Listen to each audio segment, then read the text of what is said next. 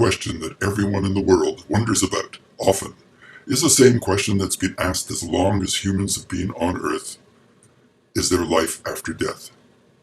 The answer is yes, of course, there is life after death, just not for the person who died. The thing is that we already know what it's like after we die, because we've already experienced it. Don't believe me? Just close your eyes and concentrate. Now, think back. Imagine what you experienced all of those billions and billions of years before you were born. That is exactly what you will experience again after you die. But some might say, hey, wait a minute. You mean nothingness? Zero? Zip? Zilch? Nope, I'm not going to accept that. I'd rather believe in a book that tells me that we live forever in a beautiful place with flowers and bunnies and pink hearts. You know, the book that was written by some geniuses in the Iron Age who thought that the world was as far as anyone they knew had ever walked, and that the sun disappeared every night, but then magically popped up again in the morning thanks to an invisible man who lives in the clouds.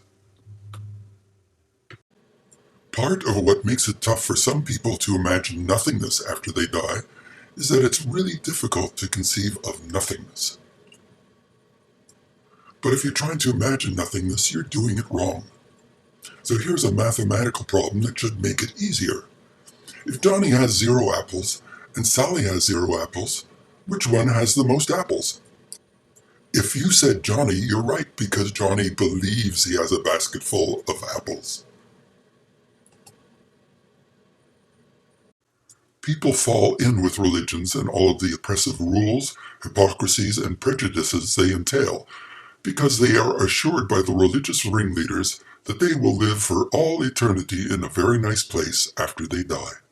But it's unlikely that a young and healthy person would die suddenly, without a ravaging disease or body-crushing accident causing their death, and go to an afterlife as a pristine specimen.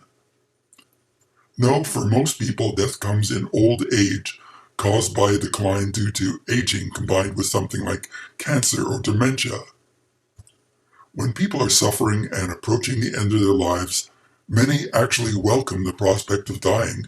If you came along and said to them, hey, how would you like to continue like this for all eternity? You might not get many takers. And everyone has their own idea of what heaven would be for them, but one person's idea of heaven might be another person's idea of hell. In heaven, you are supposed to meet all the people you knew in life, but have since passed on. Well, there are a lot of people we have known in our lives that we wouldn't want to spend another hour with, never mind eternity. But it's easy to see why religions are so popular. After all, we humans are social creatures.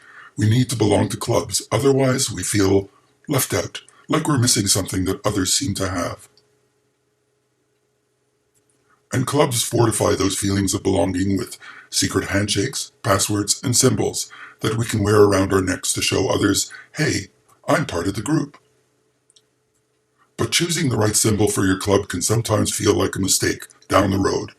Imagine bumping into someone from a newer club wearing a cute little electric chair or a guillotine around their neck. First impressions are very important. So here we are today, in a world where a huge portion of humanity is living intellectually in the Stone Age, with unquestioning belief in the supernatural, blindly following leaders and directives that justify the intolerance, racism, and killing of other people who don't share those beliefs. Which brings us back to the big question. If only it could be realized that our time alive is limited and precious, and that this life is the only one we have, there is no other, then maybe we would be more focused on treating ourselves and others in a way that we imagine exists in an afterlife. If we did, our world might become the heaven that people have been dreaming of and wishing for so long.